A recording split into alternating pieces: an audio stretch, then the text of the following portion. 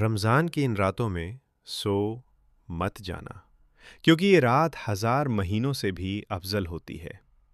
اس رات کیا کیا ہوتا ہے اور یہ رات کس دن پڑتی ہے؟ چلیے جانتے ہیں۔ رمضان کی آخری 10 راتوں میں ایک ایسی رات چھپی ہوئی ہے جسے لیلۃ القدر کہا جاتا ہے۔ قرآن کہتا ہے لیلۃ القدر ہزار مہینوں سے بہتر ہے۔ سوچئے، ایک رات کی عبادت 83 سال سے بھی زیادہ عبادت کے برابر ہو سکتی ہے۔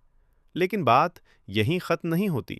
اس رات فرشتے اپنے رب کے حکم سے زمین پر اترتے ہیں، رحمت، سکون اور برکت لے کر آتے ہیں۔ پوری رات امن ہی امن ہوتا ہے، فجر تک۔ اس رات دعائیں زیادہ قبول ہوتی ہیں، توبہ کرنے والوں کے لیے مغفرت کے دروازے کھل جاتے ہیں۔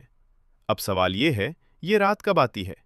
حدیث میں آتا ہے، اسے رمضان کی آخری 10 راتوں میں تلاش کرو، خاص کر 21، 23، 25، 27 اور 29 کی راتوں میں۔ یعنی اگر تم سچ میں وہ رات پانا چاہتے ہو تو رمضان کی ان آخری 10 راتوں کو صرف سو کر مت گزار دینا۔ اگر آپ کو یہ ویڈیو اچھی لگے تو چینل کو سبسکرائب ضرور کریں۔